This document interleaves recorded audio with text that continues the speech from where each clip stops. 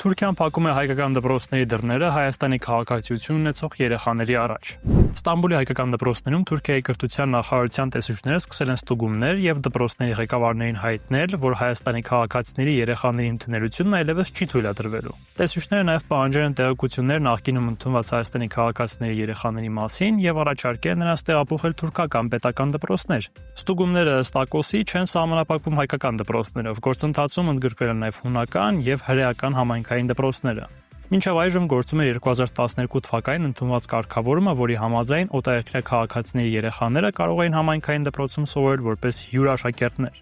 սակայն ավարտական դիպլոմ ստանալու իրավունք չունեին։ Այս հնարավորությունը հայկական դպրոցներում փաստացի կիրառվել է մոտ 14 տարի։ Սա լուրջ անհանգստություն է առաջացրել Ստամբուլի հայկական համայնքում։ Մարդու իրավունքների Մազլուն Դեր կազմակերպությունը ուսումնասիրում է երեխաների կրթության իրավունքի հնարավոր խախտումները եւ փորձում է այս հարցը քննարկել Թուրքիայի համապատասխան կառույցների հետ։ Արևմուտքը ստիպված է խոսել թալիբների հետ, այլապես Աֆղանստանը կանցնի Ռուսաստանի եւ Չինաստանի ազդեցության տակ, գրում է The Economist-ը։ The Economist-ը գրում է, որ Աֆղանստանից ԱՄՆ-ի հեռանալուց 5 տարի անց Թալիբանը շարունակում է ամուր պահել իշխանությունը, իսկ Արևմուտքի մեկուսացման քաղաքականությունը էական արդյունք չի տվել։ Ռուսաստանն արդեն պաշտոնապես ճանաչել է թալիբների իշխանությունը, իսկ Չինաստանը, Հնդկաստանը, Թուրքիան եւ Արաբական Էմիրությունները տարբեր ոլորտներում համագործակցում են Կաբուլի հետ։ Միաժամանակ Աֆղանստանում պահպանվում են խիստ սահմանափակումները, կանանց արգելվում է աշխատել եւ բարձրագույն կրթություն ստանալ, իսկ աղջիկներին միջնակարգ կրթությունը շարունակել։ Արևմուտքի համար խնդիրը նաեւ անվտանգային է։ Երկիրը կրկին կարող է դառնալ ահաբեկչական խմբավորումների եւ տարածաշրջանային անկայունության աղբյուր։ Արևմուտքը կարող է պահպանել ճնշումն ու պատժամիջոցները, բայց միաժամանակ զարգացնել դիվանագիտական կապերը, մարդասիրական օգնությունը եւ սահմանափակ տնտեսական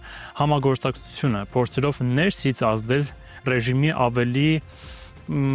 պրագմատիկ հատվածի վրա։ Իսրայելում շոկի մեջ են, Իրանը վերականգնվում է անսպասելի արագությամբ, փոխանցում է իսրայելական Jerusalem Post-ը։ The Jerusalem Post-ը հղում անելով իսրայելական պաշտպանության ոլորտի աղբյուրներին գրում է, որ Իրանը 2026 թվականի պատերազմից հետո անսպասելի արագ վերականգնում է իր ռազմական կարողությունները։ Հատկապես արագ է վերականգնում բալիստիկ հրթիռների արտադրությունը։ Իրանական կողմը կարողացել է վերականգնել ոչնչացված յետակառուցվածքները եւ նոր արտադրություն սկսել սպասվածից ավելի արագ։ Իսրայելում նախկինում կարծում էին, որ պատերազմի արդյունքում Իրանի հրթիռային արտադրությունը տարիներով հետ է շպրտվել։ Այժմ սակայն գնահատականները փոխվում են։ Եթե Իրանը կարողանա ամսական արտադրել 100-ից 300 հեռահար հրթիռ, ապա կարող է իր զինանոցը վերականգնել մինչև 2025 թվականի մակարդակները։ Սա կարող է լրջորեն փոխել Իսրայելի հետագա ռազմավարությունը Իրանի նկատմամբ։